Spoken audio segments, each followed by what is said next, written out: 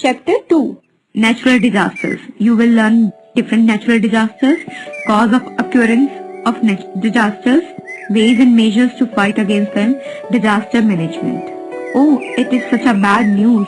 An earthquake came in Andaman and Nicobar Island. Thank God it was not so powerful, otherwise it could have caused tremendous damage of life and property. Teachers now talk about disasters. What are the natural disasters? What are man-made disasters? Talk about their cause and effect to us and nature. Our Mother Nature is all powerful. It has given everything to us, food, shelter and clothes. But our Mother Nature gives with open hands. It can take all back within minutes with her power. Nature is the maker of all things and it is also the destroyer of all things. We can witness that destructive force of Mother Nature in the form of natural disasters, hurricanes, etc. such as earthquakes, tsunami, floods, drought, landslides, volcanic eruptions, cyclones, hurricanes, etc. Although we cannot stop Mother Nature, yet we can prepare ourselves, face the destructions and hence save ourselves. Earthquake. The upper layer of the earth called the crust is a thin layer. Below this layer are the tectonic plates. These plates keep shifting or hitting each other time to time as these are based on the molten rocks in the earth's mantle.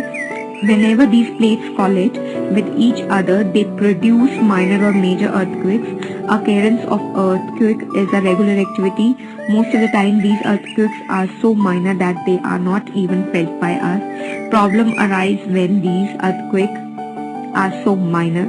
When these earthquake occurs on major level, the greater the intensity of an earthquake, the greater the destruction will be on the surface of the earth. The point from where the earthquake starts, it's called a focus, and the point where the earthquake hits on the surface of the earth is called a epicenter. This is the most dangerous point and most destruction happens here to life and to buildings. High magnitude or high intensity earthquake can destroy even huge building and kills hundreds of people at the same time. Fact frame. Seismograph is an instrument used for measuring and recording earthquakes. Scientists use the Richter scale to measure the intensity of an earthquake. Precautions. Use proper techniques for constructing large and tall buildings. Earthquake safety measures should be followed and pasted on the walls in the buildings. During earthquake, do not stand near the outer walls or window of the houses. Get out of the building quickly. If this is not possible, take cover under heavy furniture. Be aware of the do and do not during earthquake. Do not enter the building immediately after an earthquake. Tsunami is a Japanese term which means harbor waves. Tsunami can be caused due to various reasons such as underwater earthquake, volcanic eruption or high intensity water underwater explosions. Whenever the sea bed is disturbed, it causes tsunami. Large amount of water from the sea comes out and floods the adjacent area. The waves carrying massive amount of water hit the land and cause major threat to life and property around. The tsunami waves can go up to 100 feet high and can travel at the speed of around 600 kilometers per hour. The tsunami that comes in Indian Ocean in the year 2005 affected 14 other countries including India. Large number of people died because of this natural disaster. Precautions. The people living in coastal areas should be well aware that prepare beforehand. They should remain updated and aware of the tsunami warnings. If there is a warning, they should evacuate the area and reach for the higher and further areas. Volcanoes. When the magma from under the earth rises above and spills out in the form of lava, it is said to be a volcanic eruption. The molten lava under the pressure of heat keeps thrusting towards the crust or lithosphere. When it gets a weak surface or a crack, it comes out from that area. Huge amount of ash, molten rocks in the form of lava gases erupt from the volcano through an opening called the vent. When this lava gets cooled down, it takes the shape of a mountain. The bowl-shaped hollow mouth formed at the top is called a crater. Volcanoes are of different kinds. They erupt at different times. Many of them are active, sleeping or dead. Active volcanoes. As the name suggests, these are volcanoes that have erupted in the past and can erupt anytime in the future as well.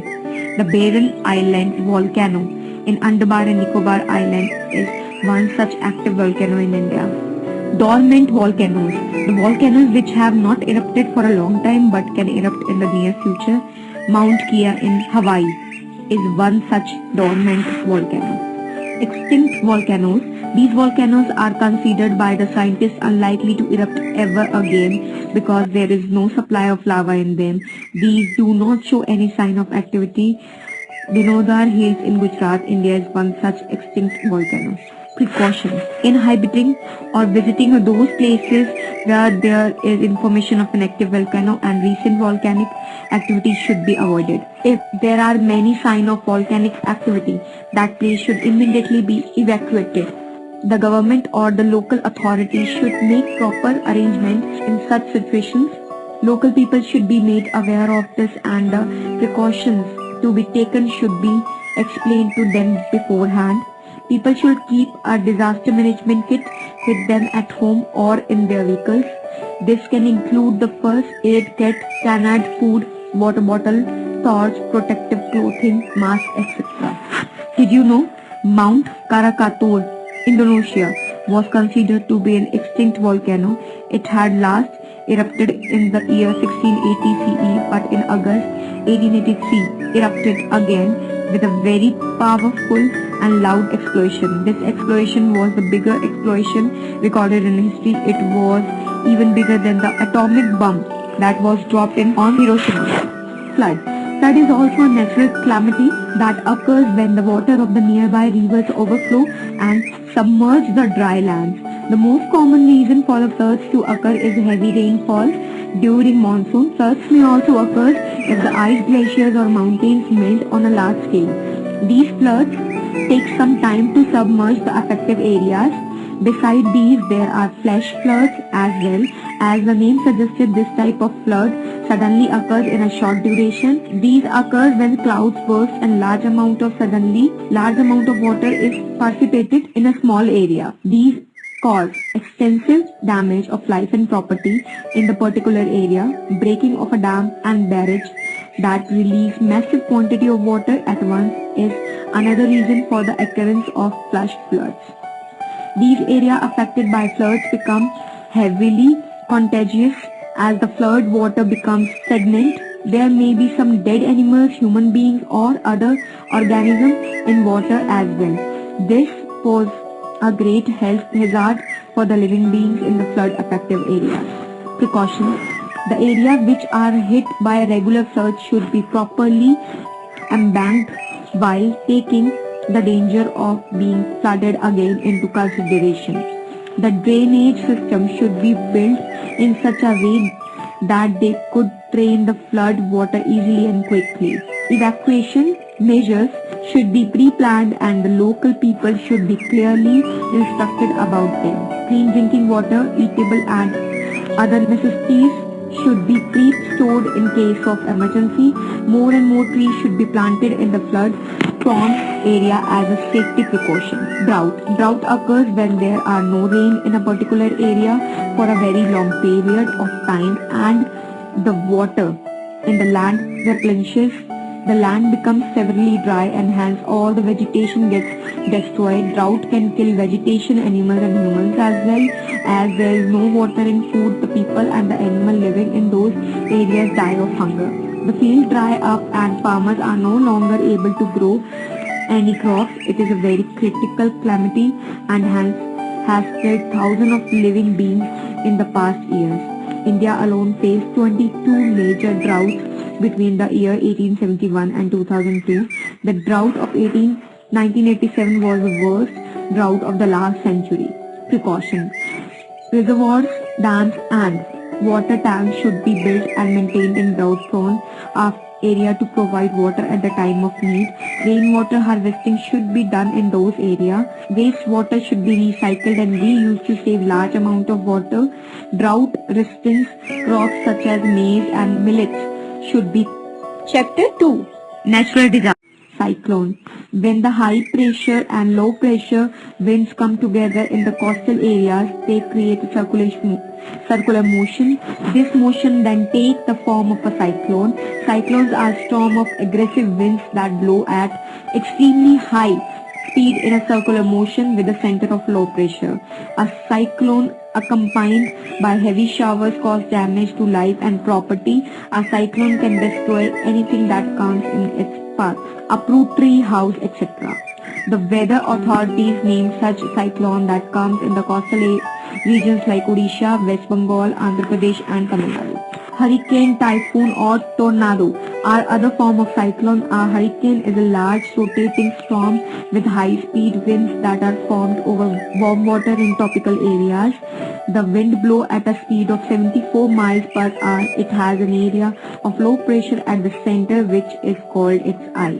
A tornado is a violent twisting windstorm. A tornado is formed when the air in a thunder cloud is kept spinning by wind and keep sucking more air into the spinning column like a giant vacuum cleaner. The tornadoes cause great damage to everything that comes in its way. Precaution: early warning system should be installed in the cyclone prone area. This is necessary to warn people in time and help them to evacuate the place. People should move to safer places. Trees should be planted in these areas as they help in countering cyclones. Construction should be done keeping in mind the cyclone activities. Disaster management. Natural disasters are uncontrollable. Nature has very powerful force against which the human are not able to do much. However, these natural disasters can be faced by staying prepared for them. Being prepared is called disaster management. It stands for a wide range of activities initiated to maintain or control disaster or emergency situations. It includes steps to create awareness among people and preparing them to face the situations. Forewarned is forewarnment. If proper early warning systems are installed in area prone to natural disaster and people are adequately trained, then the risk of damage could be minimized. Inclusion in education system. Disaster management should be included as a subject in the school books. This should be done to teach the students all the safety measures and precautions to be taken in such situations. Mock drills and other exercises should also be done to make them aware of such situations. Formation of emergency response team. An emergency response team would be better prepared and specialized in quick response for emergencies and natural calamities. Recall. Natural disasters occur in nature such as earthquake, tsunami, floods, drought, volcano eruptions, cyclone, hurricanes, etc. Tsunami is caused due to underwater earthquake, volcanic eruption or high intensity underwater explosion. It has the capacity to destroy everything that comes in its path. Cyclones are huge storms of high speed that move in a circular motion and have a center of low pressure surrounded by high pressure winds. Disaster management stands for a wide range of activities that are initiated to maintain, control the nature disaster or emergency situations. Pick the correct option.